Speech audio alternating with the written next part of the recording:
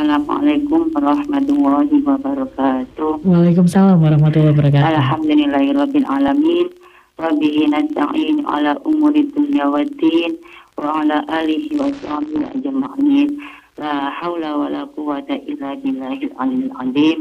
Qala Allah ta'ala fil Qur'anil Karim. A'udzu billahi minasyaitonir rajim. Bismillahirrahmanirrahim. Wa adinal qurba haqqahu wal miskina wa ibnas sabil wa la tubadzir tabdzira al-ayah. Amma ba'du.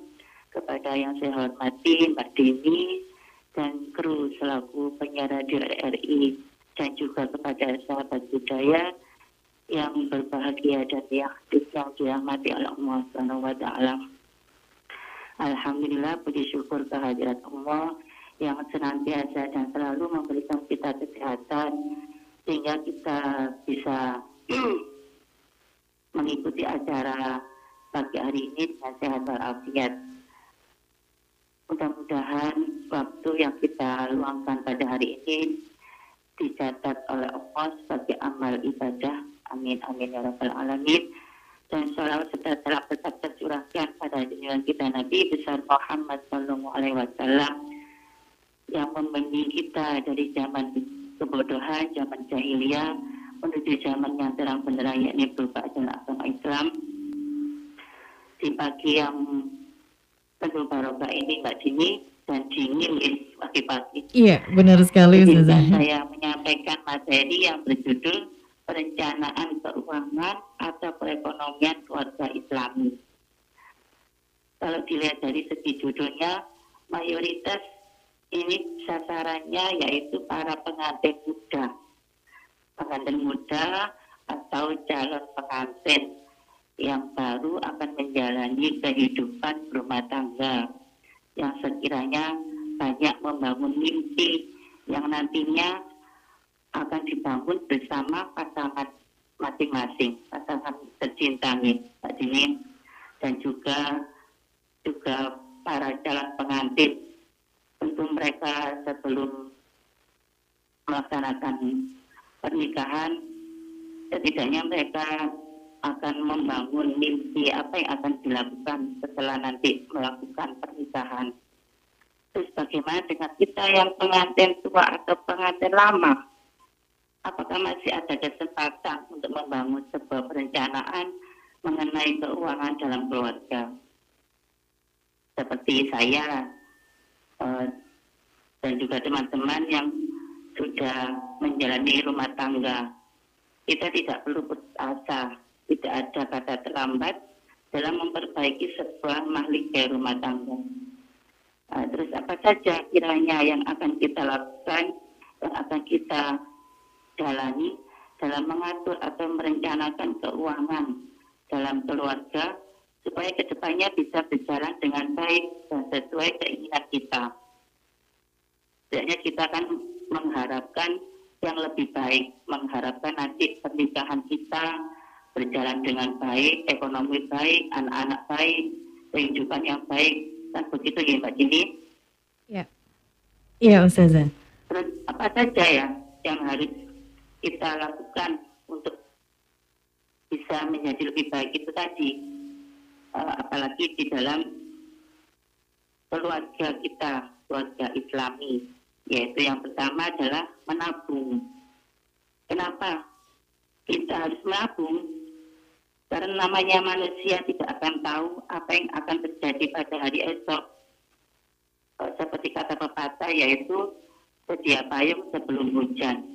Maka dari itu, di saat kita mempunyai kelebihan rezeki, di samping untuk bersedekah dan berinfak, kita lebih baik juga membiasakan untuk menabung. Itu yang pertama. Dan terdapat juga dalam hadis Rasulullah yang diriwayatkan oleh Imam Bukhari, yaitu simpanlah sebagian dari harta kamu untuk kebaikan masa depan kamu, karena itu jauh lebih baik bagimu. Dan untuk langkah selanjutnya yang kedua yaitu hemat. Selain dari menabung tadi, kita juga harus berhemat. Hemat di sini bukan berarti kita harus kikir, medit, apalagi pelit, bukan itu. Tapi hemat adalah berbelanja sesuai kebutuhan, di mana kita membutuhkan sesuatu barang. Umpamanya kita saat ini membutuhkan beras.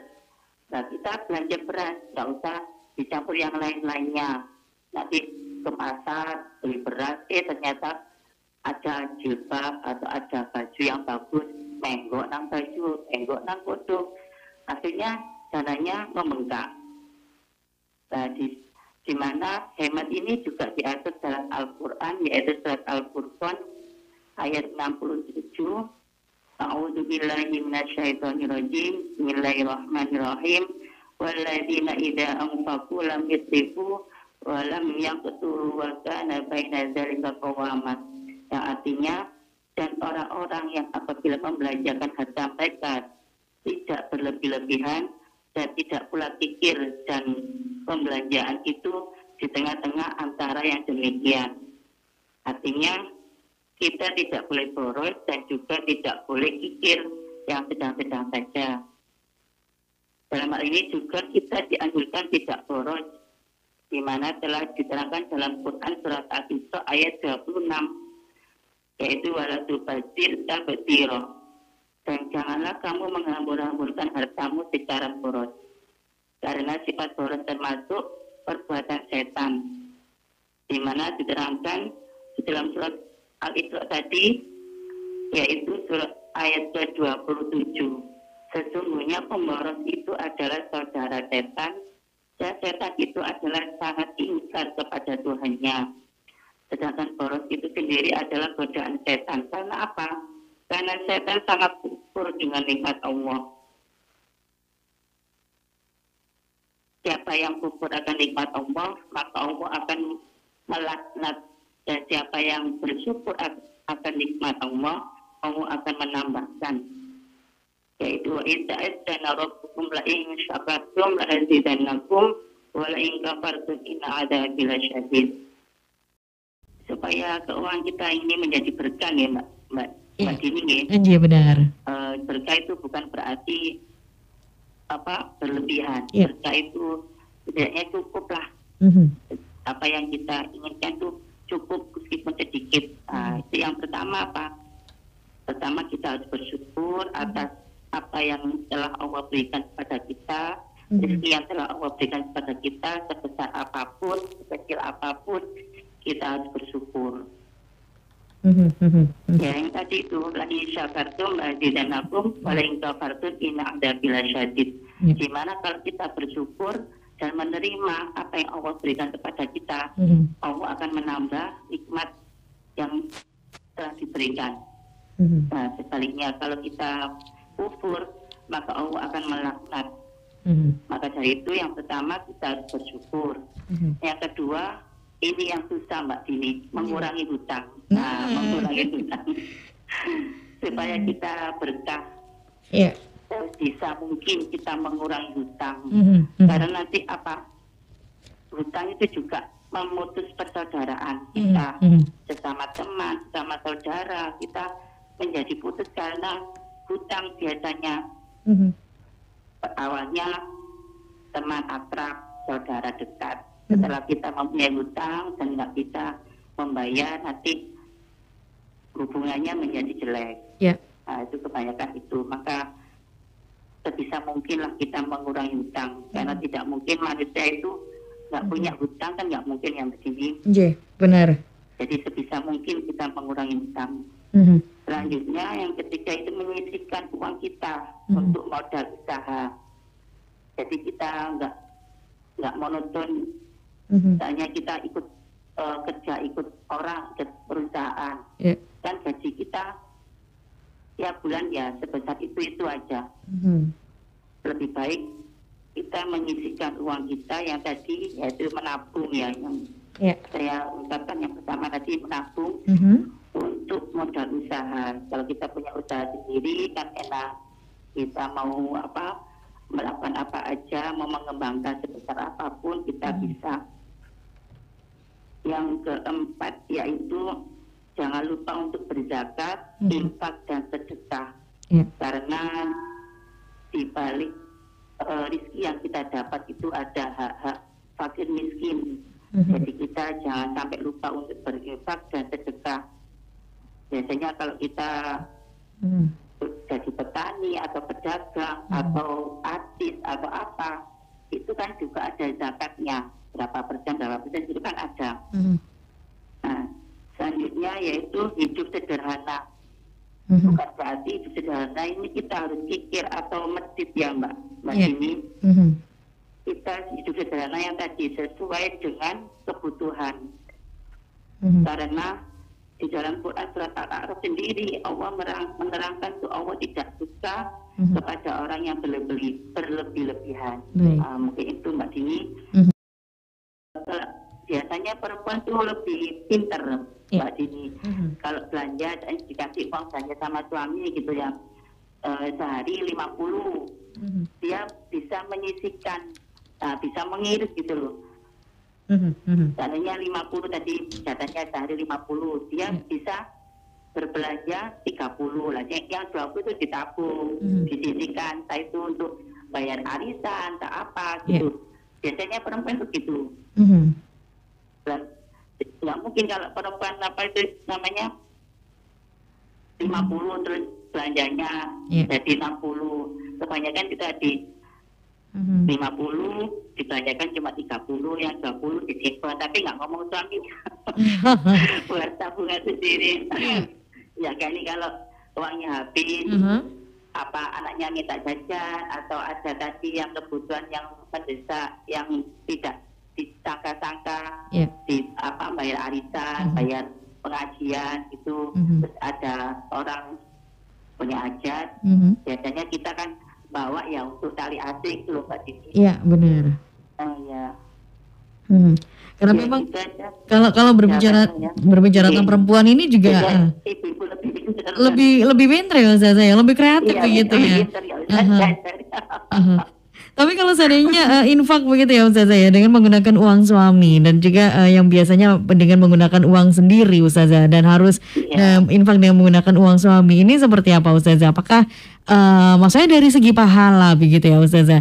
Ini kadang kan agak berat. Nah ini seperti ya, apa uang Ustazah? suami yang maksudnya yang gimana, itu sudah diberikan? Iya yang sudah diberikan ya buat pasti uang ya. belanja apa gimana? Untuk uang belanja.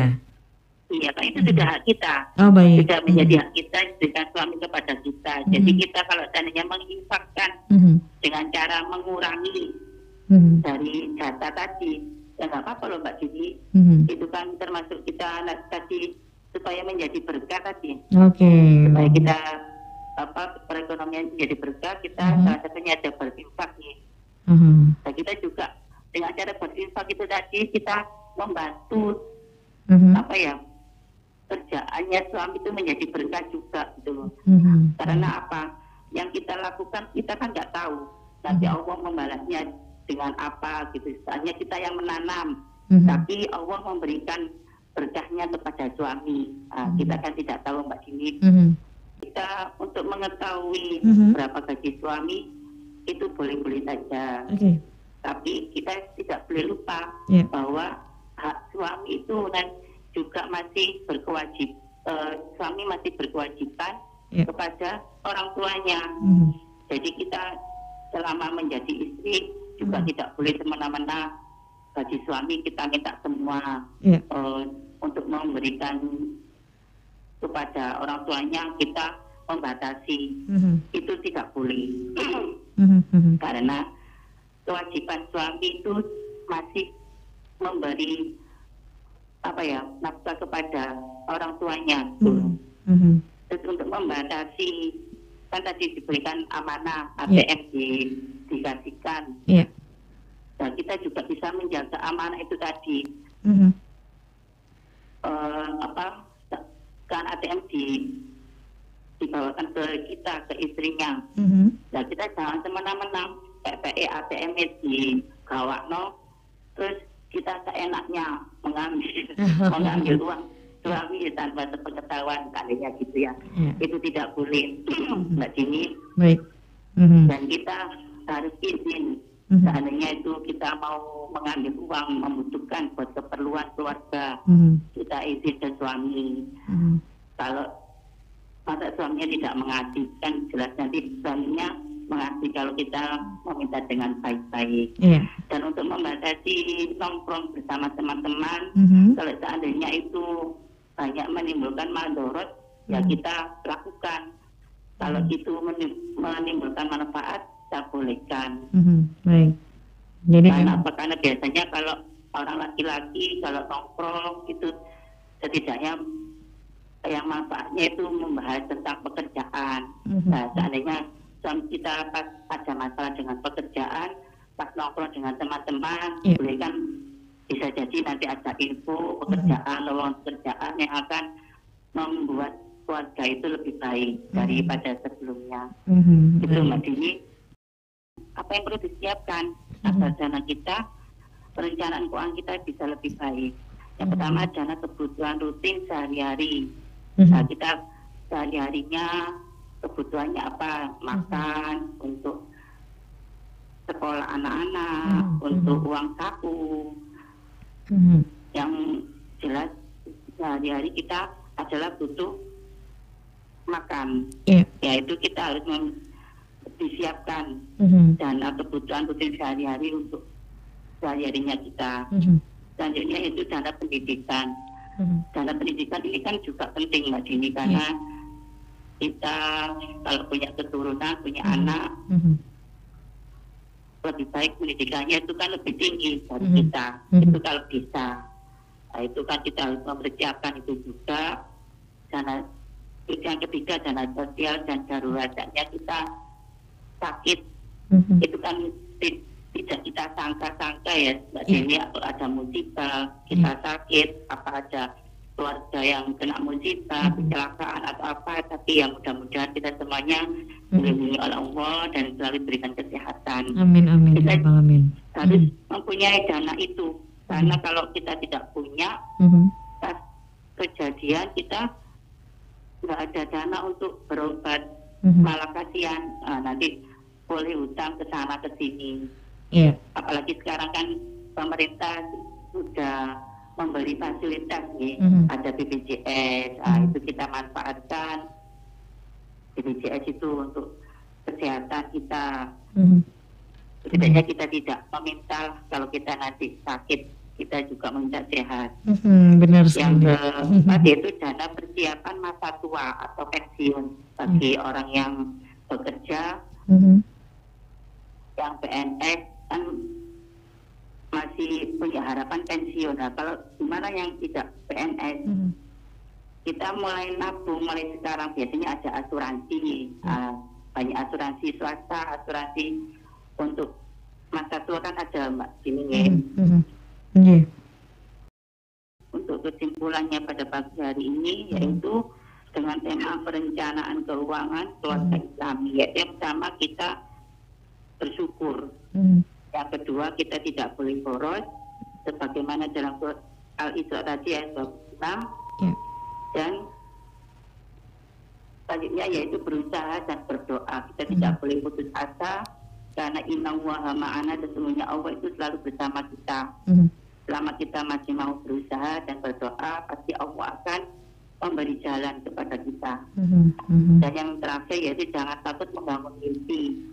Bagaimanapun kehidupan kita, sesulit apapun kehidupan kita, sesulit apapun perekonomian kita, kita janganlah berputus asa untuk bermimpi yang lebih baik. Nah, karena kita mempunyai mimpi, maka kita akan bersemangat untuk menjalani yang lebih baik lagi. Ini itu Mbak Dini.